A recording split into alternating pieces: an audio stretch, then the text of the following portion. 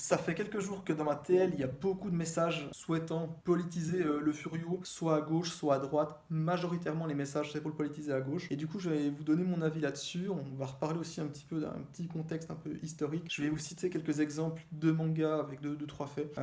Et puis, on va terminer avec un auteur de manga, Furio, qui a en fait œuvré beaucoup sur ce domaine-là, sur ce sujet-là précisément. Et je me dis que ça peut être un petit peu intéressant de parler de tout ça avec du concret, on va dire ça comme ça. En vitesse, comme d'habitude, la vidéo n'est pas écrite. C'est parti. Bon, petit disclaimer du coup avant de commencer, moi je vis en Suisse, donc ça me concerne pas vraiment ce qui se passe chez vous en un sens. Je sais que c'est hyper important pour vous les élections, c'est la manière de vous, enfin c'est votre avenir, hein, et j'en ai bien conscience, du coup j'ai pas de conseils à vous donner ou quoi que ce soit, ça me regarde pas. Chez nous la politique est différente, on vote pour presque tout et ça se passe très bien. Des fois on vote pour des choses absurdes dans un sens comme dans un autre, mais globalement j'ai confiance entre guillemets à mes co-citoyens pour voter juste, parce que généralement moi j'ai la flemme de voter en Suisse pour des choses, souvent je me sens pas forcément concerné. Et également j'ai l'impression aussi que chez nous, quand on parle gauche ou de droite, c'est plutôt, j'ai l'impression, économique et social. Chez vous, j'ai l'impression que c'est plutôt raciste et pas raciste, on va dire ça comme ça. Du coup, on va aborder la vidéo un petit peu avec ce biais-là, on va dire le biais raciste, pas raciste. Déjà, moi, je trouve que le Furio, en fait, faut pas le politiser du tout, ça me dérange vraiment. Ça me dérange quand je vois un Bouya Harumichi comme ça, qui, entre guillemets, on y donne des valeurs. Concrètement, on les connaît pas, ces valeurs de Bouya, on connaît pas les valeurs d'Hiroshi Takahashi. C'est un mangaka qui met quasi aucun personnage étranger dans ce manga. On sait par certains noms, certains trucs, il y a des Chinois dedans ou ce genre de choses, mais peut-être que Tyrone, là, qui est en fin de course, potentiellement, il est peut-être américain ou anglais, on n'en sait rien. Mais globalement, en tout cas, Hiroshi Takahashi ne politise pas du tout ce manga. Et du coup, je trouve un petit peu bizarre de politiser et puis de lui donner, en tout cas, une valeur à lui ou à Bouya. Et moi, je pense qu'il ne faut pas tout mélanger, entre guillemets. Je sais qu'en France, comme vous avez une très militant politiquement parlant, mais laissez le Furieux tranquille, j'ai envie de dire, mélangez pas tout. Je trouve ça bizarre, en tout cas, perso. C'est pas une association que j'ai envie de faire ni dans un sens ni dans un autre, parce que ça change d'un mangaka à un autre, d'une œuvre à un autre. Du coup, projeter, entre guillemets, ses valeurs à soi sur des personnages, je trouve que c'est bizarre. Certains auteurs, ils vont donner des valeurs à des personnages ou à une œuvre, et c'est normal, mais là, des fois, je trouve que ça sort un peu de nulle part. Voilà, comme je dis, dans les mangas d'Hiroshi Takahashi, il y a quasi pas d'étrangers. On sait pas du tout, peut-être qu'il est de droite, peut-être qu'il est de gauche, on n'en sait fiche rien.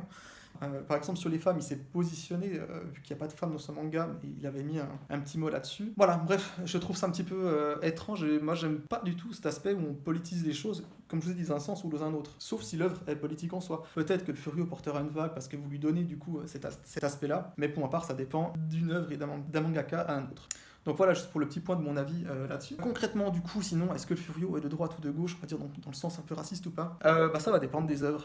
Et il y a étonnamment pas mal de mangas qui vont véhiculer on va dire, des choses plutôt racistes. Il faut savoir que les Bosozoku, majoritairement, étaient, entre guillemets, d'extrême droite. Ils faisaient du Geijingari, ils allaient chasser les étrangers. Et beaucoup ont rejoint, après, des jeunesses militantes d'extrême droite au Japon.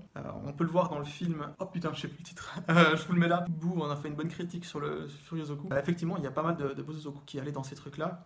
Ensuite, comme vous le savez, il y a le manji. Donc le manji, qui n'est pas raciste en soi, qu'on retrouve très souvent sur les vêtements qu'on retrouve sur les tokofuku du Black Emperor, qui est dans leur logo. Ça, c'est un manji. Mais il faut savoir qu'en fait, les Bosozoku, beaucoup affichaient avec fierté également la croix gammée. Vous pouvez même en commander dans les magazines de Bosozoku des petites croix gammées à mettre en brassard ici. Parce que le Japon était allié de l'Allemagne nazie, on rappelle, et les Bosozoku sont quand même très inspirés du coup des kamikazes. Les tokofuku ont des messages, des références entre guillemets aux torpilles humaines de la Seconde Guerre mondiale, et du coup beaucoup ont été sont entre guillemets rangés dans cette idéologie-là. Il y a plusieurs marques de vêtements de Bosozoku de l'époque ou de Gakuran modifiés qui faisaient des vêtements entre guillemets nazis, vraiment avec...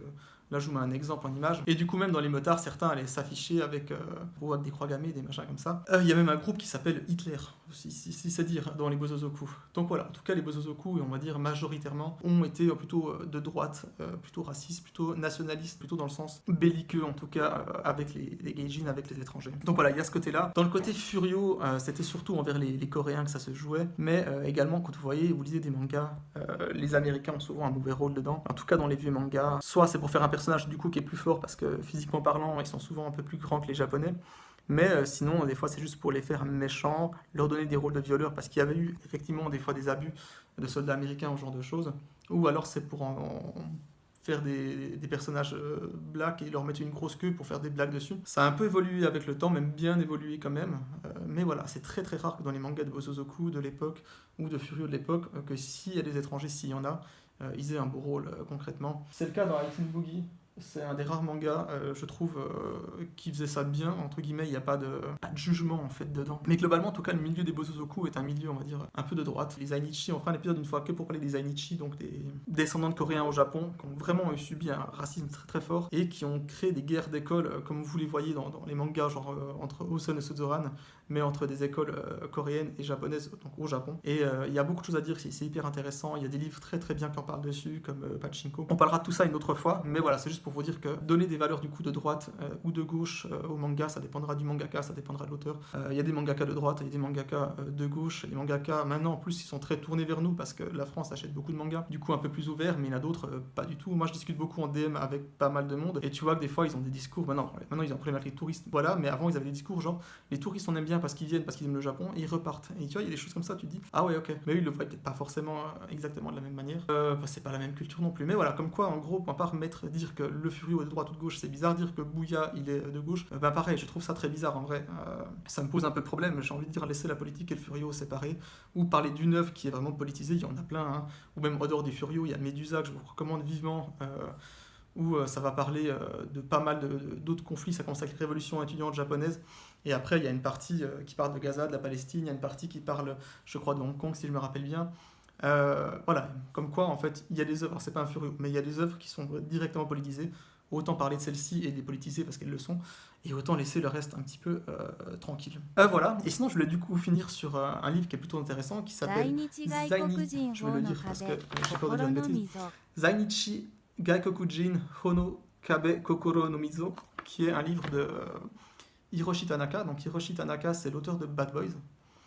Faut savoir qu'en plus d'être auteur de Bad Boys, il a écrit ce livre-là qui s'est vendu à plus de 200 000 exemplaires à l'époque, qui est un livre en fait sur les défis et les expériences des étrangers au Japon. C'est un livre très intéressant, il a beaucoup parlé du sujet déjà parce qu'il fait aussi de la radio en plus des mangas, et pour lui c'est un truc qui lui est très important, déjà à cause de la ville d'Hiroshima, son histoire, etc. Là c'est vraiment un livre sur les étrangers, et il y a plusieurs points, je les ai notés vite fait pour vous en parler. Le premier, du coup, ça traite des barrières juridiques et des lacunes du système en matière de droit et de protection des migrants et des réfugiés. Donc vraiment orienté à ce niveau-là. Ensuite, une partie discrimination et préjugés, où ils expliquent comment c'est plus difficile pour un étranger au Japon de trouver du travail, le logement, même les services publics. Même si tu parles la langue, hein, ça peut te mettre des barrières. Ainsi que les stéréotypes qu'on la vie dure au Japon.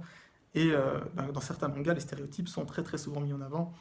Et voilà, c'est pour ça que je dis des fois c'est un petit peu difficile de positionner un mangaka. Souvent c'est un peu par naïveté. Il y a des mangaka plus jeunes, ils ont fait des conneries, ils étaient peut-être potentiellement dans des gangs de Bosozoku, et ils ont peut-être fait des dingueries, et puis ils étaient peut-être racistes. Il y a Kujimori par exemple qui lui adorait se battre la nuit dehors quand il était jeune. Certes il se tapait contre des Japonais, mais ce qu'il préférait c'est se taper contre des étrangers, principalement du coup des Américains, mais c'est sûrement plus le cas maintenant. Je pense qu'il a d'autres opinions, d'autres machins. Mais voilà, fut un temps, c'était ainsi pour lui. Et peut-être que maintenant ils ne le sont plus du tout, et maintenant ils sont peut-être ouverts, le monde a évolué, le monde a changé. Mais du coup, voilà, cet auteur qui s'est posé là-dessus. Ensuite, il y a toute une partie sur l'intégration, qui est une partie très intéressante, parce que pour lui, entre guillemets, tu peux pas prendre des étrangers et les laisser comme ça. Au Japon, il faut les intégrer. Ils le font d'eux-mêmes, ils font souvent des choses, comme il a dit, communautaires, où les Japonais sont invités à les rencontrer pour faire tomber les stéréotypes et apprendre un peu plus sur leur culture.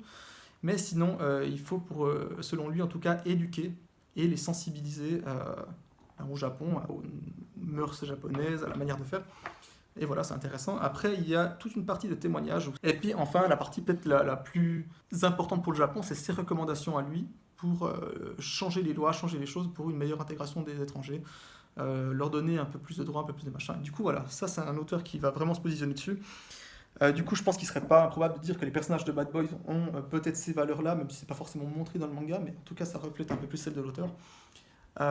Et je trouve ça très bien, tu vois. Enfin, donc, il faudrait peut-être un petit peu, des fois, dire les choses quand il faut les dire sur les mangas qu'il faut les dire. En gros, pas attribuer des valeurs à un personnage ou à un auteur, alors que c'est peut-être pas ça. Peut-être que Hiroshi Takahashi, il est peut-être raciste, on n'en sait rien. Et du coup, peut-être que Bouya, il le serait aussi, on n'en sait rien. Et je trouve ça juste bizarre et dérangeant. Moi, j'aime bien qu'on ne mélange pas, ou alors que ce soit concret parce qu'il y a un fait. Voilà, après, ben, vous pouvez militer et donner des valeurs à des personnages et des machins, faire passer un message, c'est votre droit. Comme je vous ai dit, moi je vis pas dans le même pays, j'ai pas besoin de me battre entre guillemets pour changer les choses d'une manière ou d'une autre, hein. Comme je dis, je vais pas prendre parti pour quoi que ce soit parce que ça me regarde pas, ça vous regarde vous. Voilà, mais en gros, je voulais juste nuancer un petit peu tout ça et puis vous me donnez quelques exemples vite fait au pif, hein. Vous connaissez comment ça fonctionne avec moi. Euh, on fait les choses un petit peu à l'arrache. Voilà, j'espère que ça vous a intéressé. Si vous voulez débattre ou quoi que ce soit, moi je suis assez ouvert. Et puis je vous referai une fois un épisode spécial sur les Ainichi, du coup les descendants d'immigrés coréens au Japon. Beaucoup de choses à dire sur les Coréens. Eux, ils ont vraiment dégusté au Japon même, sur le territoire japonais, pendant très longtemps. Maintenant, c'est passé. À part peut-être les anciennes générations encore qui cassent un peu les couilles, mais il y a vraiment beaucoup de choses intéressantes. Il y a des films super sympas qu'en plus je pourrais mettre des extraits pour en parler en même temps. Citer quelques livres qui sont disponibles cette fois en français, donc en plus ça peut plus vous intéresser. On refera un petit point une fois comme ça, voilà voilà. Et sinon, ben, votez ce que vous voulez. Merci de m'avoir écouté, des bisous, à plus. Vu que j'ai pas été hyper tendre avec les Bozozoku, je rappelle qu'il y a l'histoire de cette meuf là, j'en avais fait un petit tweet. C'est la ladies qui a eu le plus grand gang de motards de tout le Japon. Elle avait vraiment plusieurs milliers d'hommes sous ses ordres. Et avec ça, qu'est-ce qu'elle a fait après, avec sa notoriété et sa puissance? Elle a lancé des carrières de stars de la musique, au Japon notamment Bowie, et puis un DJ dont j'ai oublié le nom. Et après, elle est partie en Afrique faire de l'humanitaire avec sa renommée et ses ronds de l'époque, et je trouve ça plutôt stylé et badass. Donc voilà, comme ça, on compense un petit peu.